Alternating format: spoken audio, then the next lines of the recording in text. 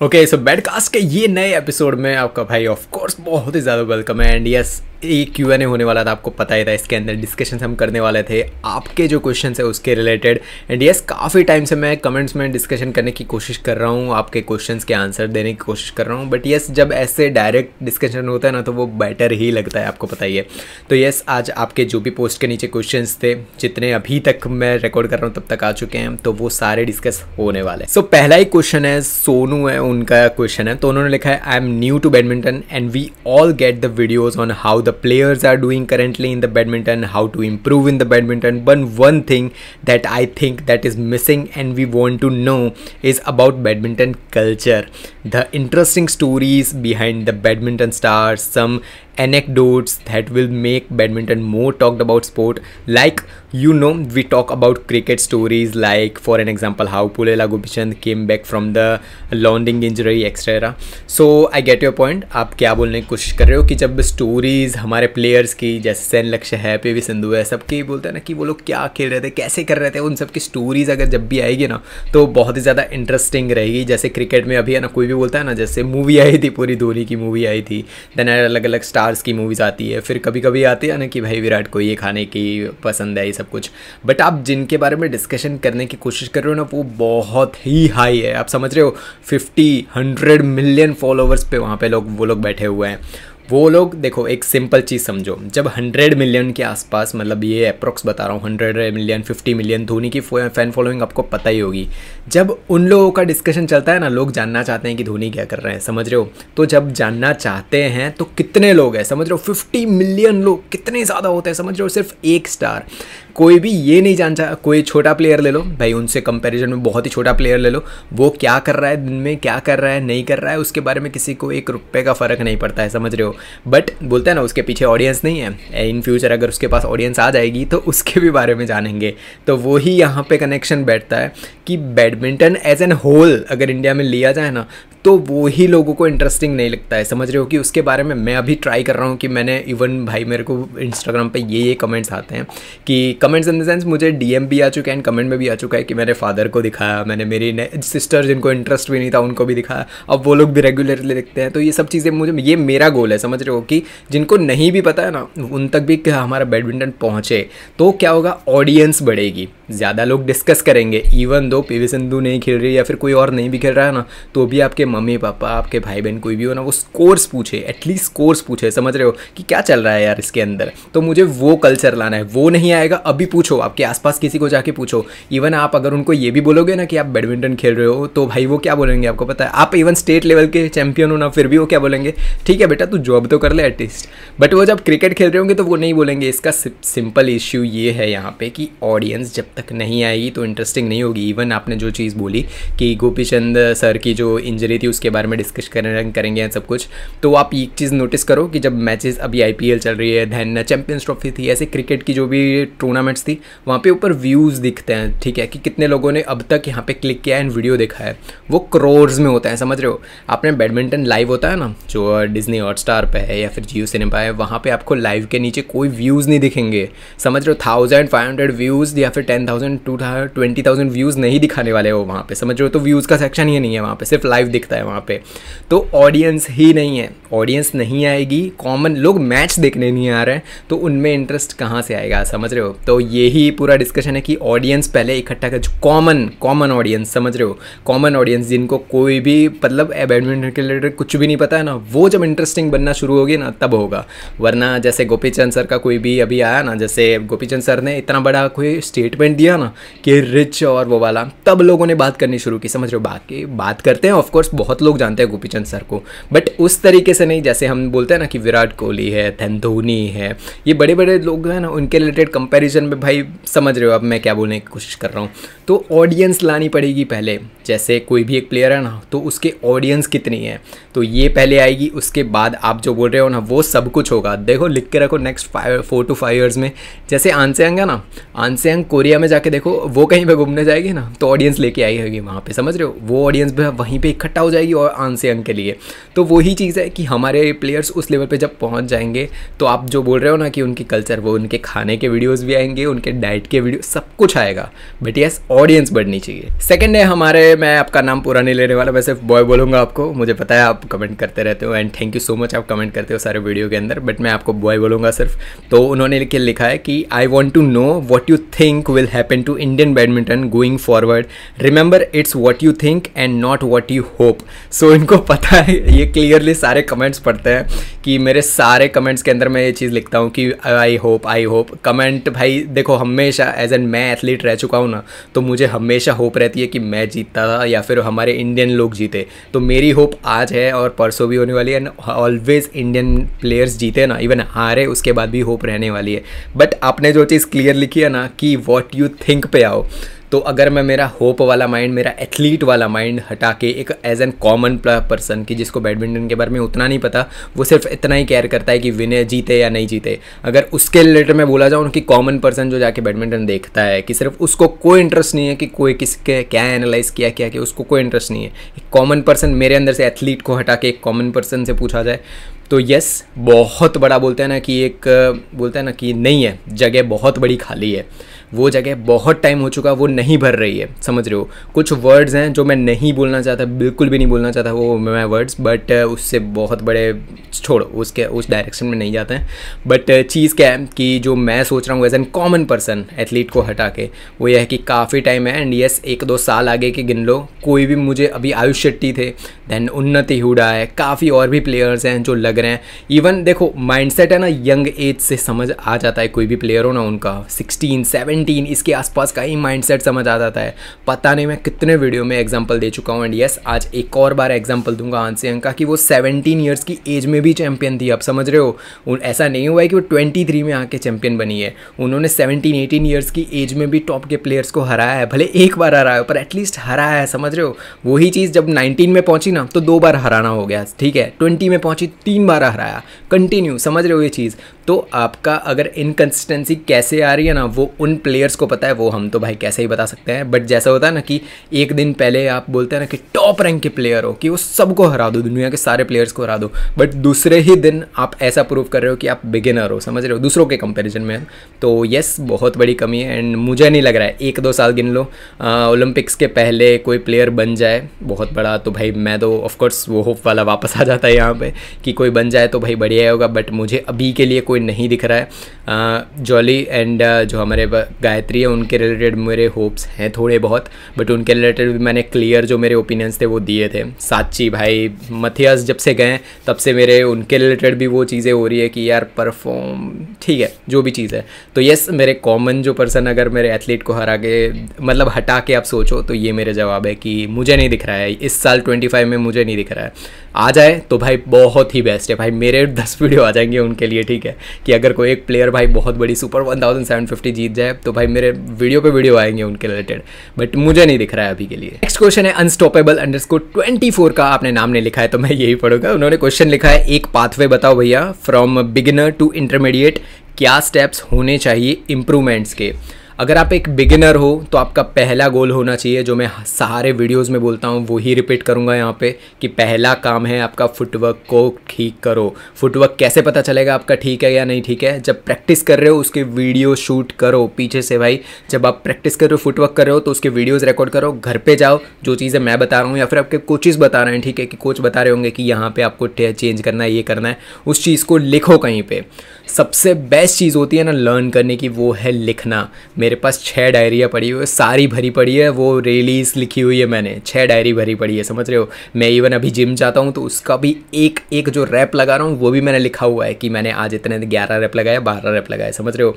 तो ये सारी चीज़ें लिखो, सबसे बेस्ट चीज़ है याद रखने की वो है लिख लेना, समझ रहे हो। लिख लिया आपने एक बार तो ख़त्म है, नेक्स्ट टाइम जब आप जाओगे आपको याद रहेगी वो चीज़, समझ रहे हो, तभी आपको बोलता है होमवर्क किया करो। सो बेस्ट चीज़ रहेगी बिगिनर टू इंटरमीडिएट जाने के लिए, वो है सिंपल, पहले फुटवर्क आपने चेंज कर लिया। सेकंड आपका जो फोकस होना चाहिए वो है स्ट्रोक्स परफेक्शन।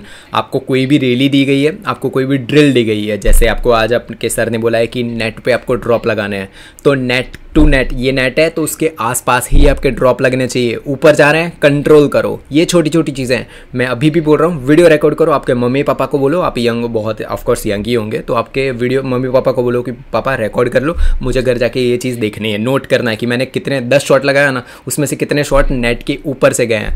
देन अगर आपको टॉसेज लगाने को बोला हो कि क्रॉस कोर्ट टॉस आज लगाने हैं आपको, तो डीप कॉर्नर पर आपने कितने लगाए वो लिखो, कितने आपने मिड कोर्ट में लगाए वो देखो। एंड नेक्स्ट टाइम जब आप वही प्रैक्टिस फिर से करने जाओ ना, तो अगर आपने 10 में से 6 डीप कॉर्नर पे लगाए थे, तो इस बार आपका टारगेट 7 या 8 होना चाहिए, समझ रहे हो? ऐसे आप इंप्रूवमेंट कर पाओगे।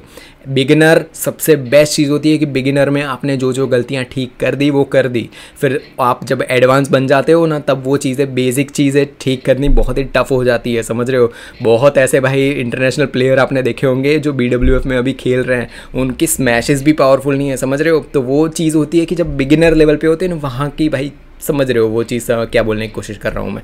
तो बिगिनर लेवल पे ये सारी चीज़ें ठीक करो, एंड इंटरमीडिएट बिगिनर ये सब चीज़ें अभी दिमाग से हटाओ, पहले बेसिक चीज़ें ठीक करो। फुटवर्क है, देन स्ट्रोक प्लेसमेंट है, ये 2 चीज़ें हो गई, तो आप वैसे ही भाई इंटरमीडिएट आपको समझ आ जाना ही चाहिए कि गेम में क्या चल रहा है। देन नेक्स्ट जब एडवांस जाओगे तब आपको भाई गेम एनालिसिस करना है कि भाई कैसे गेम खेलना है कैसे नहीं, ये सारी चीज़ें। फिटनेस उस चीज़ को अभी मैं डिस्कस नहीं कर रहा हूँ क्योंकि वो आपके कोचेज आपके लिए बेटर कर सकते हैं। सो नेक्स्ट क्वेश्चन है स्वभावती मौर्य की ओर से, उन्होंने क्वेश्चन पूछा है most important thing to do as an badminton player.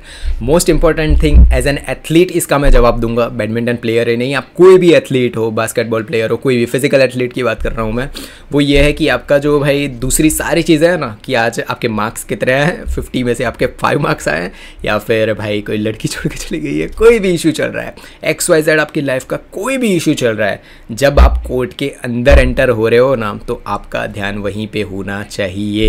ये होगा कैसे? ऑफ कोर्स मेरे साथ हो चुका है, तो मुझे पता है चीज़ें कि भाई जब लाइफ में कुछ और चल रहा हो ना, तो कोर्ट में जाके वो चीज़ें नहीं होती है, बट उसी चीज़ को आप एज एन फ्यूल यूज़ करो। कुछ गलत ही चल रहा होगा, अच्छा चल रहा हो तो भाई ये बहुत ही बढ़िया, आप जाके प्रैक्टिस करने ही वाले हो। बुरा चल रहा होगा तभी आपके ध्यान वहाँ से भटकेगा।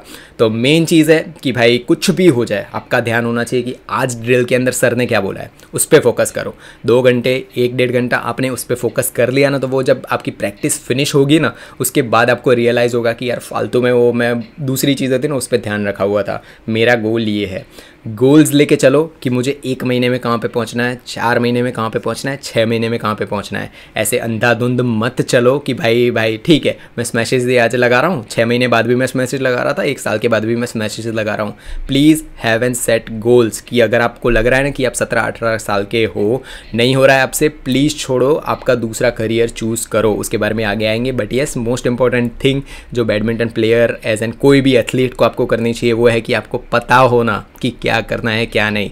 राइट पाथ प्लीज़ पता करो, एंड उसके लिए सबसे बेस्ट होता है कि एक राइट कोच पकड़ो, समझ रहे हो? कोच के अलावा आप पे आगे नहीं पहुंचने वाले, अकेले कोई आगे नहीं पहुंचता है, 10 लोगों का बोलते हैं ना सपोर्ट होता है, तभी वो आगे पहुंचता है। तो ये चीज़ हमेशा ध्यान रखना। सो नेक्स्ट क्वेश्चन है कार्तिक का, उन्होंने लिखा है भैया मैं घर में मोस्टली रहता हूँ, होम वर्कआउट में कोर्ट स्टेमिना कैसे इंक्रीज करें? सबसे बहुत ही सिंपल है, रोप्स ले आओ, स्किपिंग रोप्स मैं बहुत ज़्यादा करता था, समझ रहे हो? जब खत्म हो रही है हमारी ट्रेनिंग उसके बाद, एंड यस वो भी पैर के अंदर 1.5 kg, जो अभी मैंने फोटो लगा रखी है ना, वो स्किपिंग के बाद की है, समझ रहे हो? उसके बाद जब कोर्ट में जाने की बारी आए तब, तो इतने ज़्यादा स्किपिंग्स होते हैं, तो घर पे ये बहुत ईजी तरीके से कर सकते हो। एंड यस घर पे प्लीज़ घर पे ये सैंड वेट्स या फिर कुछ भी लेके मत घूमना, क्योंकि घर पे भाई जो कोर्ट होता है ना, वो कोर्ट में स्पंज होता है, वो भाई ऐसे आप कूदोगे भी ना उसके पीछे उसके ऊपर तो ऐसे दबेगा, समझ रहे हो? सस्पेंशन होता है। बट घर पे कंक्रीट होती है तो आपकी नीज खराब हो जाएंगे, तो घर पे स्किपिंग कर सकते हो। सेकंड, कोर वर्कआउट्स करो, कोर मतलब एब्स के वर्कआउट करो,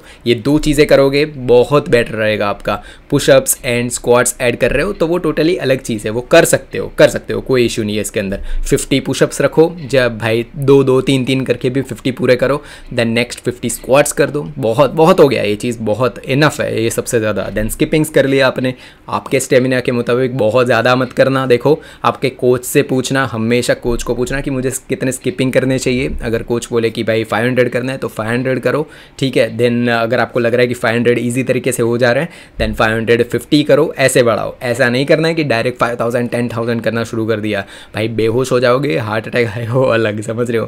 तो ये चीज़ फोकस करो, कोचेस क्या बोल रहे हैं प्लीज़ उस पर ध्यान दो। घर पे ये 3-4 वर्कआउट है, ईजी तरीके से कर सकते हो। एब्स का वर्कआउट करो, कोर स्ट्रेंथ बहुत इंपॉर्टेंट होती है बैडमिंटन के लिए, समझ रहे हो। तो ये 3-4 चीज़ें ध्यान में रखो। सो नेक्स्ट क्वेश्चन है प्रतीक का, उन्होंने बोला है I want Chirag and Jolly to be paired as mix doubles players once just to try them out how it was. तो इसके रिलेटेड भाई काफ़ी डिस्कशन हमने कमेंट बॉक्स में कर रखे हैं भाई, बहुत भाई अलग अलग टाइप के सबके थॉट्स आए हैं, ये वो सारी चीज़ें हुई थी। तो तब भी मेरा थॉट यही था कि ये सिर्फ एक मेरे अंदर दिमाग में आया कि इन दोनों को पेयर करेंगे कि कितना बढ़िया रहेगा, समझ रहे हो। तो जैसा आप सोच रहे हो कि एक बार खिलाना चाहिए, तो भाई BAI डिसाइड करती है, पहले हमारे एसोसिएशन डिसाइड करते हैं कि कौन खेलेंगे कौन नहीं। हम तो कौन ही होते, हम तो सिर्फ बात कर सकते हैं यहाँ पे, समझ रहे हो, कि कहीं पे एक अच्छी मिक्स डबल्स पेयर बन रही है तो क्या इशू है, समझ रहे हो। अगर नहीं भी बन रही है तो भी साची एंड जॉली पोलेला जो दोनों एक सेपरेट में वुमेन्स डबल्स में और मैन डबल्स में बेस्ट प्लेयर्स हैं, बट ये सिर्फ एक थॉट है, समझ रहे हो, कि इन दोनों को पेयर करके करो, दैट्स ओके। अगर कहीं पे लग रहा है ना कि बहुत ही फालतू टूर्नामेंट कभी होती नहीं है पहले तो, जैसे बट लास्ट मंथ हुई थी ना बैडमिंटन मिक्स चैंपियनशिप, उसमें भाई ऐसा अगर चेंजेस होते तो क्या, हु नोज। बट यस, ऐसा एक्सपेरिमेंट भाई इंटरनेशनल लेवल पे प्लीज़ मत करना जब तक उनको ना लगे कि भाई टॉप लेवल प्लेयर वो नहीं बन रहा है, दोनों की कॉम्बिनेशन नहीं बन रहा है तब तक। ये सिर्फ मेरा एक थॉट था, समझ रहे हो, सिर्फ एक थॉट था कि इन दोनों को पेयर कर दिया जाए तो वो भाई टॉप लेवल पे पहुंच सकता है। नेक्स्ट क्वेश्चन है प्रगनीत राम का, उन्होंने लिखा है भैया I really do very well in training. I keep my full effort in training, but when it comes to a match-like situation, I can't apply those training drills. And the last, I will be easily lost to a player who is very slow compared to me. तो प्रगनीत, पहले मेरे के starting मेरे जो 3-4 tournaments थे ना state level के, district level के, वो सारे टूर्नामेंट्स ऐसे थे कि मेरी कैपेबिलिटी थी, मैं जीत सकता था सब कुछ, बट मेरे हाथ मूव नहीं कर रहा था, शिवरिंग हो रही थी, समझ रहे हो, पैर मूव नहीं करता है सब कुछ। धीरे धीरे चीज़ें समझनी शुरू हुआ मैं कि भाई देखो होता है, पहले आपके 3-4 टूर्नामेंट्स होती है ना, उसके अंदर होगी नर्वसनेस होगा ही आपका। इस चीज़ को भाई चेंज कैसे कर सकते हो आप, पता है कि मल्टीपल टूर्नामेंट्स आप खेलते रहो। मल्टीपल टूर्नामेंट्स जब आप खेलते रहोगे ना, डिस्ट्रिक्ट लेवल की, स्टेट लेवल की, आपको एक एक्सपीरियंस होगा आपको अलग अलग कोर्ट्स में कैसे। पहली चीज़ तो ये होती है कि आप कोई होम कोर्ट है ना आपका जहाँ पे प्रैक्टिस करते हो जो एकेडमी में, वो चेंज होकर जब दूसरी जगह पे खेलना है, पहले तो आपके पैर वो एक्सेप्ट नहीं करते, आपका माइंड वो एक्सेप्ट नहीं करता। आपको ऐसा लगता है कि भाई कोर्ट स्लिप रही है या फिर कोर्ट स्लो है, आपको ये सब चीज़ें लगती है, यार मैं शॉट लगा रहा हूँ पहुँच नहीं रहा है वहाँ पे। ये सारी चीज़ें जब ध्यान में जाती है ना तो भाई ऑफकोर्स आप हारने वाले हो। आपका अपोनेंट क्या खेल रहा है क्या नहीं वो तो भाई बहुत ही दूर की बात है, आपका कैपेबिलिटी उससे ज़्यादा है, फिर भी आपका ध्यान एनवायरनमेंट में बहुत ज़्यादा जाने वाला है। तो पहली 3 से 4 टूर्नामेंट जा रही है, प्लीज़ जाने दो। एंड यस, इसका एक ही सॉल्यूशन है, मल्टीपल टूर्नामेंट्स खेलो, आपके पास एक्सपीरियंस आ जाएगा। एंड देन सेकेंड चीज़, कभी भी इवन अगर आपके कोच आपको बोले ना कि आप एक एडवांस प्लेयर हो, ठीक है, कि बहुत बढ़िया प्लेयर हो आप, आपके कोच अगर आपको बोले ना कि एक बिगिनर है, आज ही उसने रैकेट पकड़ा है, ठीक है, आज या कल ही पे पकड़ा हुआ है उसने रैकेट, कि थोड़ा बहुत उसको टच करना आता है, उसके साथ अगर आपके कोच आपकी मैच रख देना तो उसको 21-0 से हराओ, उसको लाइटली मत लो। मैंने बहुत प्रैक्टिस मैचेस को लाइटली लिया है, बट जो प्रैक्टिस मैच में आप करते हो वो ही रेप्लिकेट होता है आपकी मैचेस के अंदर, समझ रहे हो। तो प्रैक्टिस मैचेस के अंदर आपको लग रहा है ना कि मैं इसको 21-5 में बीट्स कर सकता हूँ, तो 21-4 में करो, 21-3 में करो। ये चीज़ आप जब भी ध्यान में रखोगे, आपकी जब टूर्नामेंट्स आएगी तो वो ही आप परफॉर्म वहाँ पे करने वाले हो।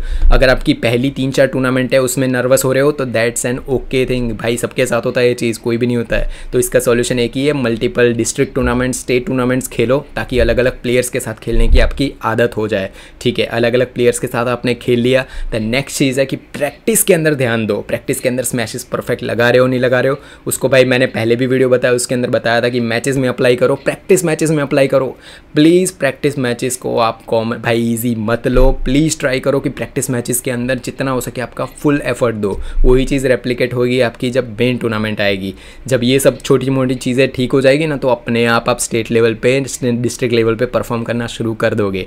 अगर 3-4 टूर्नामेंट्स आपकी जा चुकी है, उसके बाद भी नर्वसनेस आपकी आ रही है ना कि आपने भाई काफ़ी टूर्नामेंट्स खेल ली है, स्टिल आप नर्वस होते हो, इसका एक सिंपल रीज़न है कि आपको आपकी जो गेम है ना उस पर कॉन्फिडेंट नहीं है, ठीक है। अगर आपको अपनी गेम पे कॉन्फिडेंस लाना है तो प्रैक्टिस करो। जब आपको पता है ना प्रैक्टिस के अंदर आपने 10 में से 10 शॉट जगह पे लगाया ना, तो आपको अंदर माइंड में एक कॉन्फिडेंस आएगा कि भाई मैंने परफेक्ट लगाए थे, अब मैं टूर्नामेंट भी परफेक्ट लगाने वाला हूँ या फिर लगाने वाली हूँ, ठीक है। तो ये चीज़ ध्यान रखो, ये 3-4 चीज़ें करोगे आपके नर्वसनेस चली जाएगी आराम से। नेक्स्ट कमेंट है रॉकी का, उन्होंने लिखा है बिग ब्रदर बहुत ज़्यादा लव, एंड यस मेरी तरफ से बहुत ज़्यादा लव आपको। लिन डैन एंड ली चोंगवी दोनों का four hand, back hand, drops, base, slice, आपने जितनी भी चीज़ें होती है आपने सारे लिख दिए। एंड लिखा है एनालिसिस वीडियो कब अपलोड करोगे। तो भाई आपने जाके नहीं देखा चैनलोंग वर्सेस ली चोंगवी वाला, वो जाके देखो पूरा वीडियो। भाई एनालिसिस वीडियो अपलोड करता हूँ वो पूरा आप देखते नहीं हो, फिर कैसे चलेगा। तो यस मैं ये भी लेके आऊँगा जल्द, लिन डैन वर्सेस ली चोंगवी। इसके अंदर काफ़ी भाई डिटेल्ड वीडियो होगी वो वाली, मैंने स्टार्टिंग कर दी है भाई, देखना शुरू कर दी है। अच्छी जो बेस्ट मैच होगी उन दोनों की वो लेके आऊँगा मैं, तो उसके बारे में आएगा। यस एंड बहुत सारा प्यार मेरी ओर से भी। द नेक्स्ट क्वेश्चन है बिपिन कुमार व्लॉग्स की ओर से, उन्होंने लिखा है भाई is any skill set problem और mentality problem in Indian player as they are not able to perform in major tournaments and where you are seeing the future of badminton. तो पहले ये दो चीज़ों का पहले जवाब देते हैं, देन आपके आगे का क्वेश्चन का जवाब देता हूँ मैं कि मेंटेलिटी इशू है क्या नहीं। वो देखो वो सिर्फ एक प्लेयर बता सकता है, इवन उनके कोच भी वो चीज़ नहीं बता सकते। समझ रहे हो कि ये मैं हूँ ना, मुझे पता है कि मेरे दिमाग में क्या चीज़ें चल रही है। तो कोई भी प्लेयर है जो हार रहा है, इतने सालों से हार रहा है ना कंटिन्यू, उसके दिमाग में क्या चल रहा है वो सिर्फ वो ही जान सकता है, उनके स्कोर्स देख के और भाई उनकी गेम प्ले देख के। अगर आपको वही चीज़ें, एक चीज़ समझो कि आपको पता है कि मैं यहाँ पे हारा, एग्जांपल देता हूँ विक्टर एक्सेल्सन का। वो एक बेस्ट प्लेयर क्यों है पता है कि वो बहुत जल्दी अडेप्ट कर लेते हैं, बहुत ही जल्दी। किसी एक के सामने वो अगर हार भी गए ना, किसी एक प्लेयर के सामने, तो नेक्स्ट टूर्नामेंट आएगी ना और उसके सामने वो पार्टिसिपेट, उनकी मैच आ रही है ना, तो भाई वो बहुत ही इंप्रूवमेंट लेके आएंगे अपनी गेम प्ले के अंदर। समझ रहे हो कि अब मैं हराऊंगा इसको, समझ रहे हो। तो वही चीज़ है कि ऐसी चीज़ जब इंडियन प्लेयर्स के रिलेटेड में देखता हूँ ना कि वो कंटिन्यू हारे ही जा रहे हैं, सेम मिस्टेक करे जा रहे हैं, सेम मिस्टेक करे जा रहे हैं, हारे जा रहे हैं। तो इश्यू क्या है क्या नहीं ये तो सिर्फ वो ही बता सकते हैं। जो चीज़ मुझे नोटिस हो रही है वो ये है कि भाई लर्निंग थोड़ी, भाई दूसरे प्लेयर्स हैं, विक्टर है, आन सेंग है, चेन यूफी है, कितने प्लेयर्स हैं जिनको देखो कि पिछले टूर्नामेंट से वो बेटर ही निकल गया था नेक्स्ट टूर्नामेंट के अंदर। समझ रहे हो। तो भाई ये लर्निंग चीज़ होती है। तो इसके बारे में कमेंट तो हम मेंटेलिटी प्रॉब्लम है क्या है भाई, क्या ही कर सकते हैं, सिर्फ एक प्लेयर बता सकता है। एंड देन दूसरी चीज़ आपने बोली कि मेजर एंड कहाँ पे देख रहा हूँ मैं future of badminton, Indian badminton. देखो मैंने अगर आप खुद भी, मैंने एक कमेंट में भी लिखा था उनको कि, पर उनके साथ पता नहीं क्या वो सोच रहे थे। बट एक चीज़ आप समझो कि आप बहुत सारी नेशनल टूर्नामेंट्स में क्या देखने जा चुका हूँ और स्टेट टूर्नामेंट्स तो भाई मैं खेल भी चुका हूँ। तो चीज़ें क्या है पता है कि उसके अंदर आप जाके देखोगे ना तो इतनी भीड़ होती है, इतने प्लेयर्स होते हैं भाई स्टेट लेवल पे, नेशनल लेवल पे। उनकी गेम लिटरली आपको इंप्रेसिव लगे कि भाई साहब क्या खेल रहा है ये बंदा या फिर भाई, बहुत बढ़िया प्लेयर्स इंडिया में है। तो मुझे तो क्लियर लगता है कि भाई आगे जाके हम जीत सकते हैं, ला सकते हैं आगे प्लेयर्स। बट बहुत सारे इश्यूज़ हैं, उसके रिलेटेड मैंने एक पूरा वीडियो बना रखा है कि क्या इशू है क्या नहीं, तो उसमें डिस्कस करूँगा। बट इन शॉर्ट अगर बता दूँ ना तो येस, जो मनी वाला इशू होता है ना, तो भाई जो पहले भी हमने डिस्कशन किया था कि जिनके पास पैसे हैं ना उनको वैल्यू नहीं है कि भाई हमको चांसेस मिले जा रहे हैं, और जिनके पास पैसे नहीं है ना भाई, वो भाई उनके पास बहुत ज़्यादा मोटिवेशन है कि मैं इसको हरा दूंगा, उसको हरा दूंगा, ये कर दूंगा। समझ रहे हो। आपके आसपास भी आपने ऐसे 100 प्लेयर्स देखे होंगे बैडमिंटन के या उसके भी, कि आपको क्लियरली नोटिस हो रहा है कि भाई उसके पास ठीक वाला रैकेट भी नहीं है, फिर भी वो आपको बीट करके चला जा रहा है। समझ रहे हो। बट उसके पास जस्ट बिकॉज पैसे नहीं आ रहा तो उसको प्लास्टिक शटल से प्रैक्टिस करनी पड़ रही है, ठीक है, उसको फेदर शटल नहीं मिल रहा है।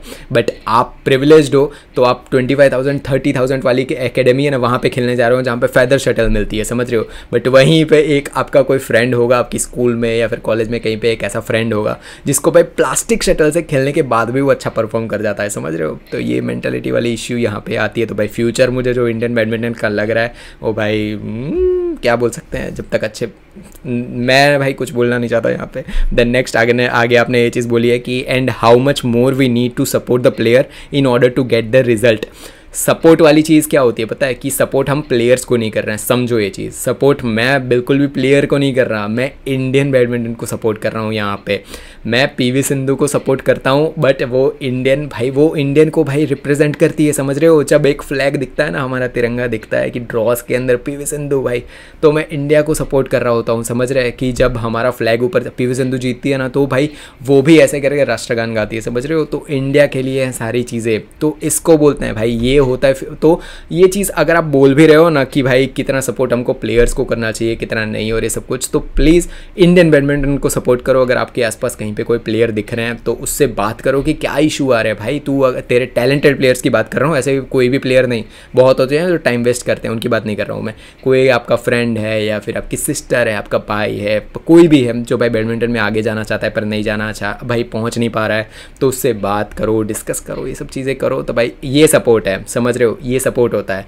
बट जब आपको भाई इंटरनेशनल लेवल पे आपको इतना ज़्यादा एक्सपोजर मिल रहा है, वहाँ पे जाके आप कंटिन्यू इतने सालों से हार रहे हो ना, तो भाई मेरे लिए तो ऐसा है ना कि अगर मैं हार रहा हूँ ना, मैं अगर इंडिया को रिप्रेजेंट कर रहा हूँ, मेरा नाम कोई भी टूर्नामेंट में चल रहा है ना कि श्वेत परमार कोई टूर्नामेंट खेल रहा है, ठीक है, इंडियन लेवल पे इंडिया को रिप्रेजेंट कर रहा है, अगर मैं हार रहा हूँ ना तो मैं इंडिया को लेट डाउन कर रहा हूँ। ये मेरी थिंकिंग है, समझ रहे हो। वही चीज़ है कि एथलीट्स ऐसे ही होते हैं। सपोर्ट तो भाई मैं इंडिया को करता हूँ भाई, प्लेयर्स को भाई बाद में, प्लेयर्स बाद में आते हैं। एंड आगे एक और चीज़ बोली उन्होंने कि last thing is that cricket is famous in India because the players in other sports badminton tennis are not performing in high tournament Olympics All England etcetera. What are your opinions. तो देखो इसमें थोड़ा बहुत सच भी है कि देखो cricket भाई परफॉर्मेंस लास्ट एक 6-7 महीने देखो इंडिया बहुत गंदा हारी है। मैं जितना बैडमिंटन को फॉलो करता हूँ उतने क्रिकेट को भी करता हूँ। इंडिया बहुत गंदा हारी और क्रिटिसिज्म आपने देखा हो, मैंने वीडियो बनाई थी ना जो क्रिकेट वर्सेस बैडमिंटन वाली, वो जाके देखो, बेडकास्ट के अंदर होगी, उसके अंदर आपको क्लियरली आइडिया आएगा कि कितना ज़्यादा क्रिटिसिज्म मिला है हमारे इंडियन क्रिकेट प्लेयर्स को।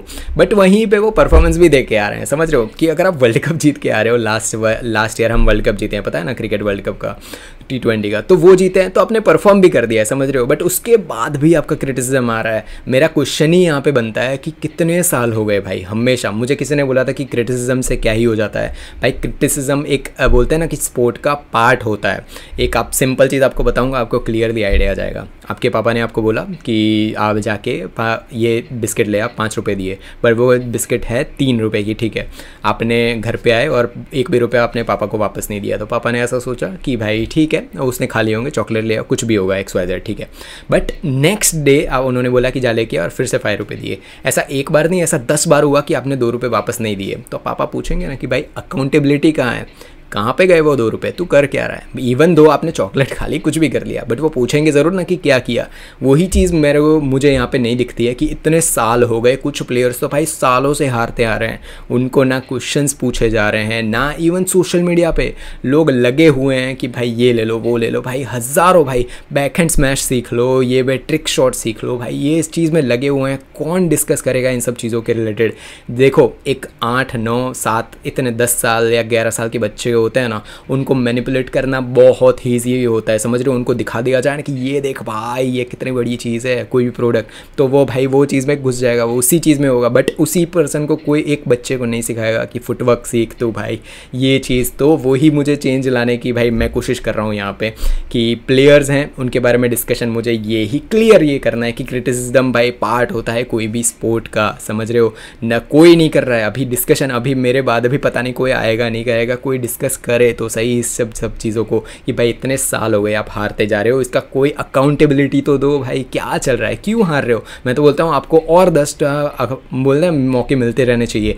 ऑफकोर्स आपके रैंकिंग ऊपर है, रैंकिंग पॉइंट्स है आपके पास, तो आप खेलते रहोगे, आपको पता ही है रैंकिंग पॉइंट्स है आपके पास, तो आप नेक्स्ट 10 साल तक भी खेल सकते हो, समझ रहे हो। आपके पास रैंकिंग पॉइंट्स है तो ऑफकोर्स आप खेल पाओगे, आपको आइडिया है वो चीज़ का। बट अकाउंटेबिलिटी कहाँ है, इतने सालों से हारते जा रहे हो, कोई पूछेगा कौन इनको भाई। हमें भी चाहिए कि कोई जीते, हमें भी चाहिए कि PV सिंधु के बाद कोई जीते, हमें भी चाहिए कि सेन लक्ष्य ऑल इंग्लैंड जीते। भाई कितने एक्साइटेड हम हो गए थे जब जोनाथन क्रिस्टी को भाई ब्लोन आउट पूरा हरा दिया था, कितने हम लोग एक्साइटेड हो गए थे। वो वीडियो जाके देखो भाई, कमेंट्स में भी मैं खुश, सारे लोग खुश हो गए। बट दूसरे दिन क्या हुआ, तो इन सब चीज़ों चल क्या रहा है, ये सब चीज़ें बोलते हैं ना कि अभी जो वीडियो थोड़े एक क्वेश्चन मैंने डिस्कस किया था कि भाई लोगों की लाइफ स्टोरी एंड सब कुछ, तो लाइफ स्टोरी के अंदर ये भी आता है कि भाई पूछा जाए, प्रेस कॉन्फ्रेंसेस होती है जब क्रिकेट की मैच फिनिश होती है ना, उसके बाद कि भाई क्या हुआ आज यार, आपकी गेम भाई बहुत ख़राब थी। तो जो कोच आएगा या फिर प्लेयर आएगा, कोई भी आएगा, वो बताएगा कि भाई आज हम ये नहीं कर पाए, वो नहीं कर पाए, नेक्स्ट मैच के अंदर हम ये कोशिश करेंगे, ये करेंगे, वो करेंगे। डिस्कशंस होते हैं, रिपोर्टर्स पूछते हैं। Just imagine reporters badminton match के बाद ये सब क्वेश्चंस पूछने शुरू किया रहे कि भाई क्या हो गया भाई, क्यों भाई आज ये मैच चली, आप ये हार गए, सब कुछ। तो भाई धागे खुल जाएंगे, समझ रहे हो, जवाब नहीं मिलेंगे लोगों को कि भाई चल क्या रहा है, क्योंकि भाई 10 बार कितने 5-6 साल के जवाब देने पड़ेंगे उनको एक साथ में। तो वही चीज़ है ये, आपको हो आई होप आपको इस चीज़ का जवाब मिल गया होगा। देन नेक्स्ट क्वेश्चन पे आते हैं जो लिखा है घोस्ट राइडर ने। भाई ऑफ कोर्स आप मार्वल में आने वाले हो, मैं कौन सी मूवी में आने वाले हो वो भी बता देना जैसे मजाक कर रहा हूँ। तो पॉइंट्स टू, उन्होंने क्वेश्चन पूछा है कि points to remember before tournament. Simple चीज़ है, आपने जो प्रैक्टिस की होगी आप वही चीज़ कोर्ट में जाके करने वाले हो, ठीक है। सबसे मेन चीज़ आपकी नेचुरल गेम प्ले पे ध्यान दो, आपकी नेचुरल गेम प्ले जो भी है उस पर ध्यान दो। बट एक वीडियो मैंने बनाई थी कि मिस्ट्री प्लेयर के सामने अगर आप खेल रहे हो तो क्या करना है, समझ रहे हो, तो उसके रिलेटेड वो वीडियो देख लेना, आपको जवाब मिल जाएगा। बट आनसियांग को देखो, आनसियांग के सामने कैरिना मरीन अपने पूरी दुनिया के माइंड गेम्स खेल चुकी है, समझ रहे हो। कैरिना मरीन जानी जाती है अपने माइंड गेम्स के लिए, उन भाई वो माइंड गेम से हरा जाती है। अगर 2016 का रियो ओलंपिक्स का फाइनल देखो ना आप जाके, चाहे PV Sindhu versus carina marine, आपको क्लियरली आइडिया आएगा। वो वीडियो का एनालिसिस मैं नहीं कर पाऊंगा कॉपीराइट इश्यू की वजह से, मैंने उसका एनालाइज पहले किया भी था बट कॉपीराइट्स आए तो भाई आपको समझ रहे हो। तो उसके अंदर भी आपको नोटिस होगा कि माइंड गेम्स कैरिना मरीन ने इतने ज़्यादा खेले थे भाई, वहाँ पे पीवी सिंधु मुझे बेटर क्लियरली दिख रही थी वहाँ पे, बट स्टिल जीती कौन, कैरिना। ऐसे तो बहुत ज़्यादा मैचेस हुए हैं जहाँ पे कैरिना मरीन माइंड गेम से जीती है, बट स्टिल उनके माइंड गेम्स आनसियांग के सामने काम करने बंद हो गए। उसका रीज़न आपको पता है कि आनसियांग है ना अपनी गेम पे फोकस करती है कि मैं कहाँ पे पॉइंट ले सकती हूँ, मैं यहाँ पे कर सकती हूँ, मैं यहाँ पे प्लेसमेंट करूँगी, मुझे पॉइंट्स मिल जाएंगे। मुझे ऐसा लग रहा है कि मेरे अपोनेंट है ना जो कैरिना, वो यहाँ पे थोड़ी अटक रही है तो मैं यहाँ पे पॉइंट ले लेती हूँ ये। तो आनसियांग अपनी गेम प्ले पर फोकस करती है, समझ रहे हो। तो टूर्नामेंट जब भी आप खेलने जाओ तो अपनी गेम पर फोकस करो, ठीक है, अपनी गेम की। मुझे पता है कि मैं बहुत ही एग्रेसिव प्लेयर हूँ, बहुत ही बढ़िया प्लेयर हूँ, तो मैं ऐसी गेम खेलूँगा कि सामने वाले को लिफ्ट करनी ही पड़े। रेली के बीच में ऐसे शॉट्स लगाऊंगा, नेट पर खिलाऊंगा ताकि वो लिफ्ट करे, मैं अटैक करूं, फिनिश करूं, समझ रहे हो। तो मेरी गेम पे फोकस करो। सामने वाला अगर नाटक कर रहा है ना कि भाई मेरे पैर में दर्द कर रहा है, अंपायर को जाके कंप्लेन कर रहा है, ये होता है भाई। अगर आप टूर्नामेंट खेलने जाओगे हो तो आपको आइडिया आएगा, बोलेगा कि भाई कोर्ट में स्लिपरी चल रहा है, भाई ये साफ़ कर दो, शटल टूटा हुआ है, ठीक है, शटल चेंज करो। आनसियांग को कितनी बार आपने देखा होगा कि वो बोलेगी कि नहीं मुझे शटल चेंज नहीं करना है। हाँ, सामने वाला अपोनेंट बोले ना कि शटल चेंज करना है, आनसियांग बोलेगी हाँ लो कर लो। तो ये सब चीज़ें होती है कि गेम की जो फालतू की चीज़ें उसमें बिल्कुल भी उनका ध्यान नहीं है, उनको अपनी गेम में ध्यान है। तो सबसे बड़ी एक सिंपल ही चीज़ ये है कि अपनी गेम पे ध्यान दो टूर्नामेंट के पहले। सो नेक्स्ट क्वेश्चन है कृष्णा बजाज का, उन्होंने लिखा है भैया I want to ask that what can an international player do after retirement to earn money except coaching in academies और इंडियन टीम, प्लीज़ आंसर। देखो इसका एक सिंपल आंसर आपको बताता हूँ, आपको अगर जवाब मिले तो, कि आप अगर एक कोई भी जॉब करते हो ना, कोई भी कॉर्पोरेट की जॉब या फिर कुछ भी, तो उसके अंदर है ना आपको 21 या 22 की एज के आसपास अगर आप जॉब लगते हो ना, तो वहाँ से लेकर आप 60 की ईयर्स की एज तक आप काम करोगे ना, आपको ऑलमोस्ट इक्वली, जैसे 15,000 से आपने काम पैसों से शुरू किया है तो 60 आते आते आपके पास बोलते हैं ना ऑलमोस्ट आपकी 60,000 या फिर 50,000 के आसपास की आपकी सैलरी हो गई होगी, ठीक है। तो ये होती है कॉर्पोरेट जॉब की आपने बोलते हैं ना कि 12th पास किया उसके बाद कोई जॉब ली या फिर ग्रेजुएट उसके बाद जॉब ली, ये कॉमन एक चीज़ चलती है। जब आप एक स्पोर्ट की बात करते हो ना, फिजिकल स्पोर्ट की बात कर रहा हूँ, ठीक है, तो वो एक यंग एज पे स्टार्ट होता है, ठीक है, कि 8-9 के आसपास स्टार्ट होता है एंड भाई 26-27 के बाद वो ढलना शुरू हो जाता है। आप 35 तक खींच सकते हो अगर आप ली चोंग वेई, चोटिन चैन ऐसे प्लेयर हो, जैसे जेंग बेवेन है, ये सारे प्लेयर्स हैं, इनकी तरह आप खींच सकते हो वहाँ तक। बट उसके बाद आपको रिटायरमेंट लेनी ही पड़ती है। तो आपका पहला गोल क्या होता है पता है, कि जितनी हो सके उतने टूर्नामेंट्स जीतो। टूर्नामेंट्स जीतोगे वो प्राइज़ मनी मिलती है, आपको पता होगा ना, तो प्राइज़ मनी मिलेगी आपको वो चीज़ की।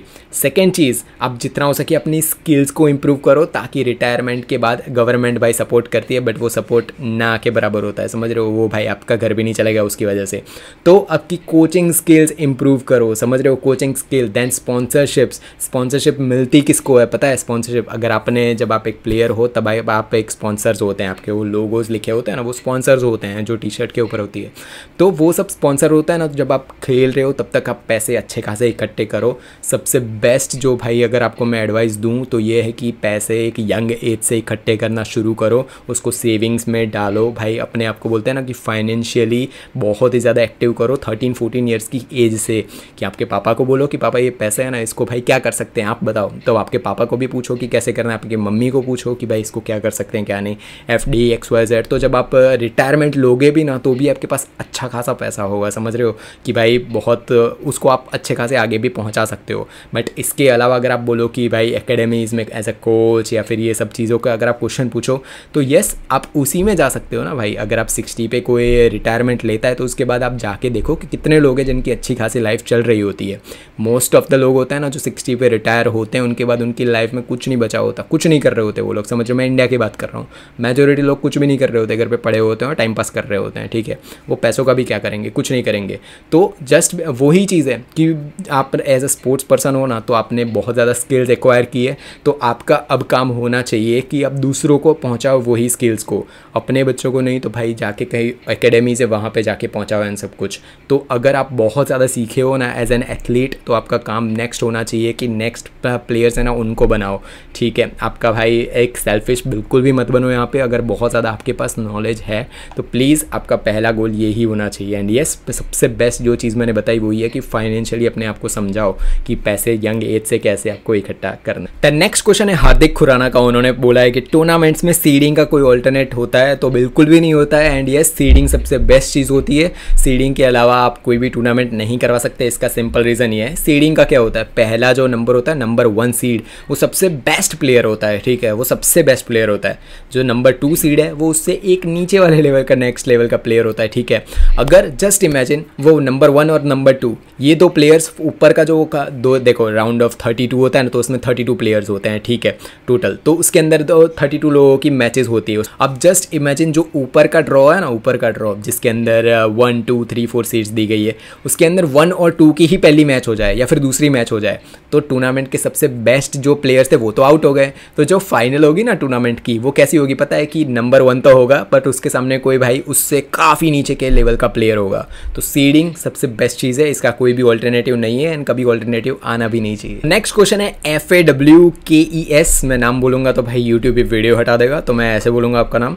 तो उन्होंने क्वेश्चन लिखा है just a question which I was wondering is it by any means any possible to play national and international matches without actually ever playing state और district level and even possible in rarest case like you have 2-3 qualifiers, even then it is possible, and if not then how can someone be quick to reach that state? तो इसका एक simple जवाब आपको वो दे दूंगा कि impossible है, नहीं कर सकते आप। आप अगर जो भाई बहुत बड़े सबसे नाम वाले BWF के लिए उनको भी जानते हो ना, वो भी आपको उस लेवल पे नहीं पहुंचा सकते। सबसे पहले ही चीज़ बताता हूँ आपको इसके इम्पॉसिबल चीज़ें कि आप डायरेक्ट ओपन नेशनल्स होती है ना वो जाके खेल सकते हो। आप BAIID बनाओगे ना, तो मैंने बना रखी थी बट खेलने नहीं गया, वो अलग चीज़ है। बट वही चीज़ है कि आप नेशनल्स डायरेक्ट खेलने जा सकते हो। उसके अंदर आपको पता है कि प्लेयर्स कितने खेलने आते हैं। एक बार है ना, जब भी कोई इंडिया की साइट है बैडमिंटन एशिया बोल रहा हूँ, बैडमिंटन एसोसिएशन ऑफ इंडिया की साइट है और उस पर जाके देखना कि कोई भी ओपन नेशनल टूर्नामेंट हो रही है ना, इसके अंदर एंट्रीज़ कितनी है, समझ रहे हो। एंट्रीज़ देख के ही आपके मैं जब खेल रहा था तब मैंने 1200 एंट्रीज़ देख रखी है, समझ रहे हो। 1200 एंट्रीज़ क्या होती है आपको पता भाई, समझो ये चीज़ें। उसके बाद कितने राउंड होंगे, कितने उनके अंदर मैचेस होगी, कितनी नहीं, आपको आइडिया आएगा। रात के 3-3 4-4 बजे तक टूर्नामेंट्स चलती है वहाँ पे। मैं जब देखने गया था ये चीज़ें मैंने वहाँ पे देखी थी। तो वो ही है भाई, ये चीज़ पॉसिबल नहीं है। इवन ओपन नेशनल्स खेलने जाओ तो भी भाई 2-3 मैचेस खेलने के बाद आप जीत जाओ, इम्पॉसिबल है। इंडिया छोड़ो, दूसरी कंट्रीज़ में भी ये सब चीज़ें नहीं होती, उसमें भी एटलीस्ट राउंड ऑफ 64 तो होगा ही, छोटी से छोटी का ये ले लो। तो वही है भाई, कोई भी शॉर्टकट इस चीज़ के अंदर नहीं है। एंड येस कभी आना भी नहीं चाहिए वरना भाई बहुत ही बेकार के प्लेयर्स आ जाएंगे, ठीक है। तो ये आपका जवाब था। नेक्स्ट क्वेश्चन है ईशा यादव का। उन्होंने लिखा भैया स्कूल एंड बैडमिंटन को मैनेज कैसे करें और एक वीडियो बनाओ उसके ऊपर, and how much practice according to time played, like 1 to 2 years के प्लेयर्स होते हैं उनके लिए। तो आपके लिए एक प्रॉपर वीडियो आएगा, आप बिगिनर्स और इंटरमीडिएट जो प्लेयर्स होते हैं उनके रिलेटेड डिस्कशन में उसके अंदर पूरा करूँगा। तो भाई समझो उसके लिए पूरा आएगा कि स्कूल्स को और बैडमिंटन को इन सब चीज़ों को कैसे मैनेज किया जाए। तो अभी डिस्कस करूँगा तो भाई काफ़ी लंबी वीडियो हो जाएगी, तो आएगा आपके लिए वीडियो। नेक्स्ट क्वेश्चन है दिव्या दानू का, उन्होंने पूछा है कि can anyone who start to play badminton an age of 19-20 can become a international और ओलंपिक मेडलिस्ट। तो प्रैक्टिकली बताऊं तो इम्पॉसिबल है, प्रैक्टिकली बताऊंगा तो ये चीज़ नहीं हो सकती है। आप कितनी भी स्किल एक्वायर कर लो, कितने भी जल्दी कर लो, जस्ट इमेजिन आप 19 ईयर्स के हो, आपने आज बैडमिंटन शुरू किया। अब मैं बोल रहा हूँ कि आप टॉप लेवल एथलीट, अर्थ के सबसे बेस्ट टॉप लेवल के एथलीट हो, ठीक है। आपने ना 1-2 साल के अंदर सबको हरा दिया, या ऑलमोस्ट सबको हरा दिया, एंड अब आप हो 21 ईयर्स के एज के, ठीक है। आपको एटलीस्ट 1 या 2 साल नेशनल कैंप के अंदर बिताने ही पड़ते हैं, जहाँ पे आपकी कंपटीशन दूसरे टॉप के प्लेयर्स होंगी, उसके साथ होंगी, ठीक है, कि अच्छे अच्छे प्लेयर्स हैं, उनके साथ आपका मतलब आपको सिखाया जाएगा, आपकी जो बेसिक चीज़ें हैं उसको ठीक किया जाएगा एंड ऑल, ठीक है। तो ये सब नेशनल लेवल पे होता है। तो नेशनल लेवल पे इतना टाइम बिताने के बाद ऑलमोस्ट आप 22-23 के आसपास पहुँच गए होगे। जब आप तब पहुँचोगे ना, जब वहाँ पे इंटरनेशनल खेलने जाओगे, तब आपका कंपटीशन होगा दूसरे कंट्रीज़ के प्लेयर्स के साथ। मैं ये तब इमेजिन कर रहा हूँ कि आप एलीट लेवल हो, कि अर्थ के अंदर जो सबसे बेस्ट एथलीट्स होते हैं ना, उनमें से अगर आपके जीन्स निकल गए तब की बात कर रहा हूँ मैं, ठीक है। तो अगर आप उस लेवल पे पहुँच गए तो आपकी कंपटीशन अब होगी कि अर्थ के दूसरे जो कंट्रीज़ होते हैं ना, बेस्ट उनके सामने मैच है। तो जस्ट इमेजिन अब आपके जो टॉप के अदर कंट्रीज़ हैं ना, उनके साथ आपके टूर्नामेंट्स के मैचेस हैं। तो आपके सामने आप 23-24 ईयर्स के हो और आपकी मैच होगी 17 ईयर्स के कोई एक प्लेयर के साथ जो आपको हरा के चला जाएगा, ठीक है। तो आप यही चीज़ है कि उसके बाद अगर आप हरा के उन्हें चला भी गया ना, तो ऑल हमेशा कोई भी कंट्री होगी ना, वो अपने जो फ्यूचर प्लेयर्स हैं ना, कि जो 13, 14, 15 ईयर्स के एज के हैं, उन पे ज़्यादा इन्वेस्ट करेगी। कोई भी कंट्री, इंडिया हो, जापान हो, कोई भी हो, तो टॉप के प्लेयर्स पे वो इन्वेस्ट करने वाली है हमेशा। तो भाई वो क्यों इन्वेस्ट करेंगे 23-24 ईयर्स के कोई एक पर्सन पे? ये मेरे पर्सनल बोलते हैं ना कि पर्सनल, मैं गुजर चुका हूँ इन सारी चीज़ों पे। तो इसकी सिंपल चीज़ होती है कि भाई स्पॉन्सरशिप्स तक आपको नहीं मिलती ये एज के ऊपर। वो स्पॉन्सर्स सोचते हैं क्या पता है कि आप परफॉर्म करोगे तब उनकी आगे बढ़ेगी, ठीक है। कि वो अगर कोई भी फॉर एन एग्जांपल कोई कंपनी है जो मुझे स्पॉन्सर कर रही है एट एन एज ऑफ 23-24, उनके पास ऑलमोस्ट 2 या 3 साल ही है, और भाई मैं अगर जीता तो भी ठीक, ना जीता तो भी ठीक, ठीक है।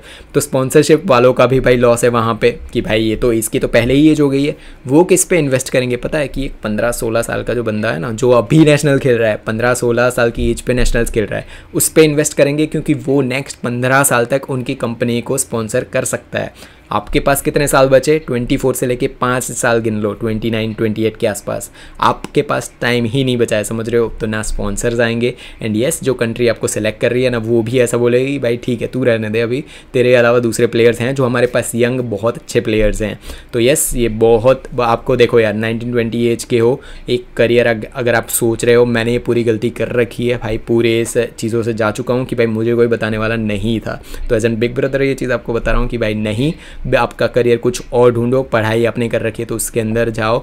स्पोर्ट्स में अगर आप, और आपने देखो वर्ड समझो, आपने बोला है कि आपको ओलंपिक गोल्ड मेडलिस्ट बनना है, तो जस्ट इमेजिन आनसेंग 22 की थी जब उन्होंने गोल्ड मेडल जीता है, समझ रहे हो। आप 19 की एज में स्टार्ट करने की बात कर रहे हो, समझ रहे हो। तो ये चीज़ इम्पॉसिबल है।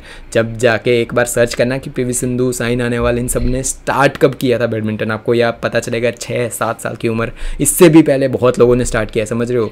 तो यही होता है इम्पॉसिबल। अगर भाई अर्थ पे हो भाई, मैं तो चाहूँगा आप कर दो भाई, जीत जाओ, बट यस प्रैक्टिकल एडवाइस है ये चीज़ कि फिर आपकी मर्जी, जो भी करना है आपके लाइफ में। बोलने वाला मैं तो कौन ही होता हूँ, बट ये मेरे एडवाइस होगी, मैं ये चीज़ में से निकल चुका हूँ, तो मैं एडवाइस करूँगा कि करियर का कोई और पाथ ढूंढो भाई, समझो। नेक्स्ट क्वेश्चन देव सैनी का, उन्होंने बोला है bro I have Apacs Z Ziggler so suggest accurate tension for 8 wires BG65 titanium. मैंने लिखा है love your videos, so yes love you too brother. तो भाई देखो जेड जिगलर बहुत ही बढ़िया रैकेट है, मैं यूज़ कर चुका हूँ इसको, बहुत बढ़िया है भाई। ये चीज़ अलग बात है कि डबल्स खेलने गया था एंड भाई पहला ही जो मैच खेलने गया मैं डबल्स का, और मेरे पार्टनर ने मेरा रैकेट तोड़ दिया था भाई जेड जिगलर का। भाई बहुत जाने दो, वो दिन याद नहीं करना है, बट वही है, जेड जिगलर बहुत ही बढ़िया रैकेट है। आप BG65 टाइटेनियम, इससे बेटर आपको नहीं मिलेगी स्ट्रिंग, बहुत है। टेंशन अगर आपको चलाना हो तो 26 से लेकर 28 सबसे बेस्ट स्वीट स्पॉट रहता है, इसके आसपास आप स्मैशेस भी लगा पाओगे, आप सारी चीज़ें होगी बेस्ट। उससे बेटर अगर टेंशन लेने जाओगे ना अगर, तो BG65 बहुत जल्दी टूटती है, टाइटेनियम की बात कर रहा हूँ मैं, बहुत जल्दी टूट जाती है, ठीक है। तो भाई वो चीज़ में तो आपका भाई लॉस ही लॉस है। अगर पैसे है तो भाई करते रहो, ज़्यादा टेंशन भी आप लगा सकते हो, but best tension 26 to 28 best tension है। डबल्स खेल रहे हो तो 30 के आसपास जाओ, ठीक है वो चीज़, बट स्टिल मैं रिकमेंड करूँगा 26 to 28 बेस्ट टेंशन रहेगा कोई भी चीज़ों के लिए। नेक्स्ट क्वेश्चन है बराडा संतोषनी, उन्होंने लिखा है कि भैया मैं टूर्नामेंट में नर्वस हो जाता हूँ, इसलिए क्या करना चाहिए। इसका जवाब मैंने वीडियो में आगे दे दिया है, आप जाके वो देख सकते हो, वापस वही चीज़ मैं रिपीट नहीं करूँगा, बट अब पूरा का पूरा मैंने डिस्कशन कर रखा है, तो आप वो देख लेना। नेक्स्ट क्वेश्चन है गेमर ड्यूड का, हाय ब्रदर कैसा है, तो उन्होंने लिखा है bro simply tell the difference between Indian and Chinese players because we see short heighted less weighted Chinese have more पर strong and powerful smash but tall and strong Indian player have very light smash, so where do we lack and how can India reach the level of Chinese badminton. तो भाई साची की smashes नहीं देखी क्या आपने but वो एक चेरी पिकिंग होगी, उनके अलावा आप देखो तो मेजोरिटी प्लेयर्स हैं, जॉली को छोड़ दो, जो हमारा प्लेयर है अब जो ट्रिशा जॉली है वो, तो उनको छोड़ दो, एंड कुछ प्लेयर्स हैं तो उनको श्रीकांत किदाम्बी, बट वो कुछ में ही आता है, जैसे पीवी सिंधु, ये सब कुछ ही प्लेयर हैं। बाकी अगर आप देखने जाओ तो मेजोरिटी आपको स्मैशेस के अंदर आपको थोड़े बोलते हैं ना कि दूसरों के कंपैरिजन में, जैसे आपने चाइनीज़ का बोला ना, तो उनके कंपैरिजन में बहुत भाई उनकी वीक ही लगेगी। इसके रिलेटेड पूरा एक वीडियो मेरे पास रेडी है, बस थोड़ा बहुत एडिटिंग और सब कुछ करना है, पूरा कंपैरिजन वीडियो मैंने बना रखा है। अभी मैं पूरा शॉर्ट में अगर आपको एक चीज़ बता दूँ ना, तो देखो यार जो स्मैश होती है ना वो मोर ऑफ टेक्निक होती है। पहले आप टेक्निक समझ गए ना कि कैसे लगानी है स्मैश को।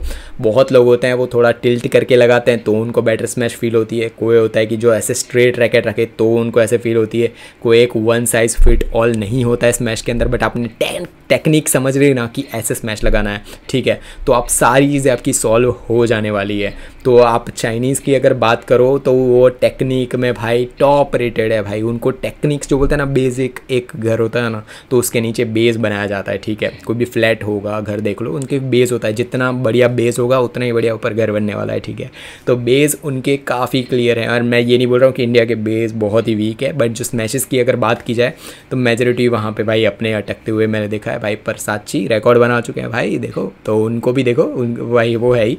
देन श्रीकांत किदाम्बी, उनकी मैचेस जाके देखना, लिंडन और दूसरे प्लेयर्स के सामने क्या पावरफुल स्मैश लगाता है श्रीकांत किदाम्बी, बट यार बोलते हैं ना कुछ प्लेयर्स हैं वो, ठीक है, पीवी सिंधु को अगर आपने देखा हो, नोजोमी ओकुहारा के सामने मैच जाके देखना, एक बार टाई जुइंग के सामने मैच देखना, क्या पावरफुल स्मैशेस लगा दे पीवी सिंधु। तो येस पावर है हमारे पास, सब कुछ है, बट अगर आप कंपैरिजन बोलो तो वो पूरा वीडियो के अंदर मैं प्रॉपर डीप डिस्कशंस करूंगा उसके रिलेटेड। सो सोनू मैंने आपको रिप्लाई तो दे दिया है, बट स्टिल अभी थोड़ा बहुत डिस्कशन करना दूसरों के लिए भी ज़रूरी है। उन्होंने लिखा है कि also in your videos you seem to be criticising a lot, I know you just want to tell what's going with the players and all, but I think we cannot expect result from them by criticising them, they are doing that part. देखो they are doing that part, जो आपने चीज़ बोली है ना 100% वो अपना part कर रहे हैं, बट क्या वो पार्ट ठीक है? मैंने पूरे वीडियो में आगे भी डिस्कशन वो चीज़ आपको बताई कि अगर आपके पापा ने आपको बोला है कि भाई ये ले जा 5 रुपये की है, उसमें से 3 रुपये की बिस्किट है, 2 रुपये अपने बचे हुए हैं, तो भाई आप नहीं दे रहे हो, 1 दिन नहीं दिया, 2 दिन नहीं दिया, 3 दिन नहीं दिया, 5वें दिन पे आपके पापा पूछेंगे भाई 2 रुपये जा कहाँ रहे हैं, समझ रहे हो? अकाउंटेबिलिटी ना के बराबर। कितने साल हो गए, क्या आप नहीं चाहते कि हमारे कोई एक वुमेन सिंगल्स है, क्या आप नहीं चाहते मालविका बंसल सब लोगों को हरा के फाइनल्स जीते? आपका पता नहीं, मैं तो चाहता हूँ। देन क्या आप नहीं चाहते कि सैन लक्ष्य सारे प्लेयर्स को हरा के फाइनल्स में जीते? तो मेरा तो गोल, मेरा अंदर से यही चीज़ है कि भाई ये सारे प्लेयर्स जीते फाइनल्स में जाके, समझ रहे हो? मेरा क्रिटिसाइजिंग से चेंजेस नहीं आते। आपको कैसे पता होगा ये चीज़ें? आप अगर क्रिकेट देखते हो तो आपको ये चीज़ आइडिया आएगी कि उसके अंदर क्रिटिसिज्म होता है ना, वो सुना जाता है ऊपर, कि वहाँ पे होता है ना कि कोई एक ऐसा प्लेयर है कि वो बिल्कुल भी ना परफॉर्म कर रहा है, कुछ भी नहीं कर रहा है ना, भाई क्रिटिसिज्म इस लेवल का आता है ना कि भाई ऊपर तक जहाँ पे सिलेक्शन बोर्ड्स होते हैं वहाँ तक न्यूज़ पहुँचती है कि भाई ये नहीं खेल पा रहा है, फिर भी इसको सिलेक्शन क्यों मिल रही है? आज नहीं तो थोड़े टाइम के बाद उसको हटा के किसी और को लाया जाता है जो वहाँ पे डिजर्विंग होता है, समझ रहे हो? तो यहाँ पे इतने साल हो गए, सुनी जाती है चीज़ें, समझ रहे हो? तो क्रिटिसिज्म हमेशा सुना जाता है, ये एक पार्ट है गेम का। आप समझो कि यही जो हमारी टीम अभी चल रही है इतने सालों से, यही सारे लोग नेक्स्ट 10 ईयर्स आप देख रहे हो क्या? ठीक है, तो यही चीज़ होती है, सुनते हैं लोग भाई, ये चीज़ बहुत ज़्यादा ज़रूरी है। वेकअप कॉल तभी आता है, कोई एक चीज़ गलत हो रही है उसके सामने आवाज़ उठानी बहुत ही ज़्यादा ज़रूरी होती है। आप नहीं बोलोगे तो कोई भी चेंजेस कभी भी नहीं आने वाले। काफ़ी टाइम हो गया मैं भाई यही चीज़ पूरे इंटरनेट पे हमारे बैडमिंटन इंडियन बैडमिंटन के रिलेटेड मैं यही देख रहा हूँ कि कोई बच्चों को ये सिखा रहा है कि भाई देख ऐसे मुड़ के ट्रिक शॉट सिखा दे, ऐसे स्मैश लगा दे, ऐसे लगा दे, ये चल रहा है भाई, यही चीज़ कंटिन्यू चल रही है। बहुत टाइम हो गया मैं ये चीज़ें डिस्कस करना चाहता था, बट येस एक टाइम लगा कि भाई अब बात करनी ही पड़ेगी, तो वीडियोज़ बनाने शुरू किए। एंड येस, क्रिटिसिज्म ही होता है भाई, वो बहुत ही इंपॉर्टेंट होता है सारे स्पोर्ट्स का। आप दूसरे स्पोर्ट्स देखो, आपको आइडिया आएगा कि भाई किस लेवल का। इवन देखो, आपको है ना, मैं फुटबॉल उतना ज़्यादा देखता भी नहीं हूँ, बट तो भी मुझे पता है कि भाई मेसी और रोनाल्डो के बीच में राइवलरी है, समझ रहे हो। उनके बीच में तो दोस्ती है, समझ रहे हो, वो दोनों तो भाई एक साथ घूम रहे, बट उनके फैंस, समझ रहे हो, यही होता है जब ऑडियंस आएगी, समझ रहे हो। क्रिटिसिज्म ऑडियंस के साथ ही आए। बोल रहा है मेसी बोलेगा कि भाई मेरे पास इतने सारे वर्ल्ड कप है, मैं जीत चुका हूँ। रोनाल्डो के पास नहीं है, रोनाल्डो बोलेगा कि भाई मेरे, वो नहीं बोल रहे हैं, ठीक है, उनके फैंस बोल रहे हैं, बट डिस्कशंस हो रहा है, तो ऑडियंस आ रही है, तो ब्रॉडकास्टिंग के भाई बहुत ज़्यादा हो रही है, पैसे आ रहे हैं, समझ रहे हो। ये चीज़ें नहीं, ये सब चीज़ें एक साथ सॉल्व हो सकती है परफॉर्मेंस के साथ। सो यही सारे क्वेश्चंस थे Q&A के अंदर। एंड एक और क्वेश्चन मुझे यहाँ पे इन सब चीज़ों के में ऐड करना था, वो ये था कि ये मेरा क्वेश्चन है आप सबके लिए। मुझे आप सबसे है ना कमेंट के अंदर चाहिए, पूरे वीडियो था ना, पूरा हमारा पॉडकास्ट था, इसका रिव्यू चाहिए। पहले तो क्या क्या सोच रहे हो, क्या क्या नहीं, सारी चीज़ें प्लीज़ कमेंट में लिखा करो।